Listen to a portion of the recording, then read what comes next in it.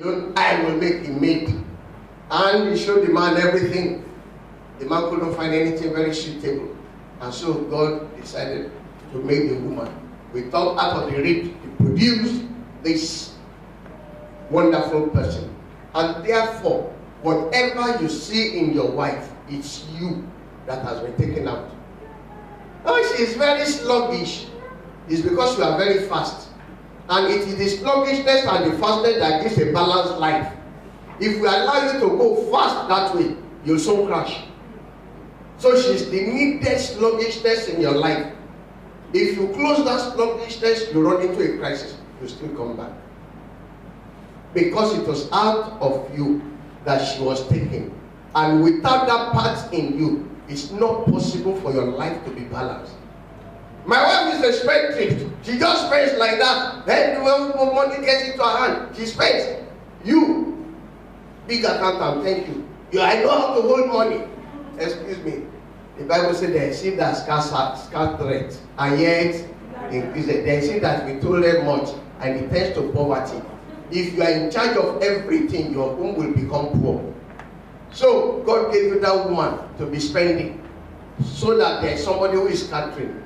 If there is nobody scattering and somebody else holding, the family will soon have financial crisis. So many things that you notice that look negative in your partner is so deliberate because God took it out of you to make her.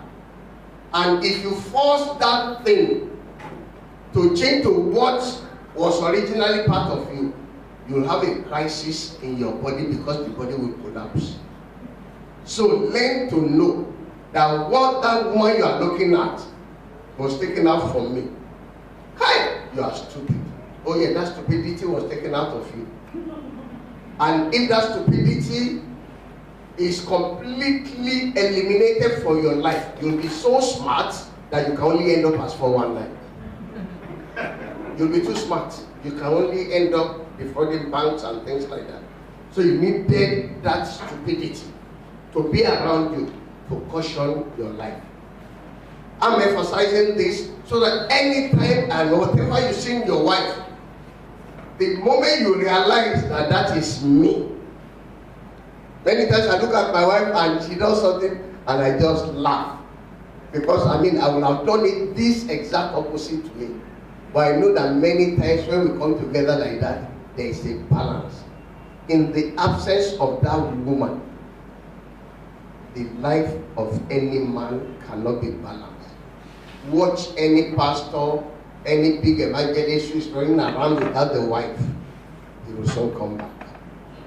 So, as we look at when God now presented the woman, he said, wow, this is it. 10/10. The Bible said they were naked and they were not ashamed. I don't want to ask how many people were naked in their rooms yesterday night because the pastor may accuse me of so we are not going to ask. But can I say something? Anytime you are alone with your wife in the room, what heaven is expecting to see is a fellowship. When we came in here this morning, how did we start this fellowship? We started with a song. We started with prayer. We moved up with song. We had some little something before coming to the word. Excuse me, anytime you get to the room, don't start with the message. Let there be worship. I hope that is clear.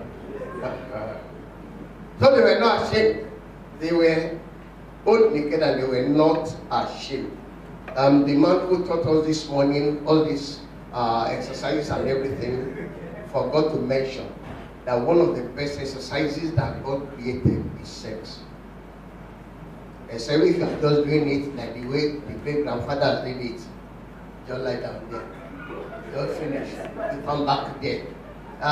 May the Lord deliver people from that. You either do that one correctly or you go and buy a machine and be running around the street. You have a choice. This morning we're just moving forward, having just given that. We said every fine marriage is built on Genesis chapter 2. every challenge you can ever see in marriage is in Genesis chapter 3. And so we'll be looking at Genesis chapter 3 this morning, so that anytime there's anything that troubles you, just quickly go back to Genesis chapter 3 and see that there's nothing you want to talk about in marriage that is going wrong, that you won't find it settled in Genesis chapter 3. We know that the entire program of the enemy to bastardize the institution of marriage, to attack couples, and to snatch our children. Now, the contaminated marriage is the marriage of Genesis chapter 3. Can we all open there? Genesis chapter 3. And I want you to keep that portion open, because we are just taking them verse by verse. I don't like jumping from one scripture to the other. I want us to settle so that we can always have a complete picture in our minds. Genesis chapter 3, are we there? It starts with the word now. And I want to ask, what is the now of your marriage? What is the now of your relationship at home? So now the serpent was more cunning than any beast of the field which the Lord had made.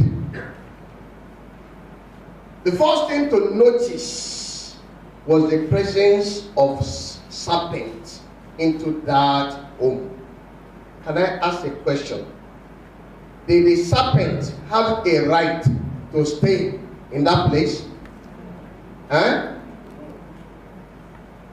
Let me get your answer.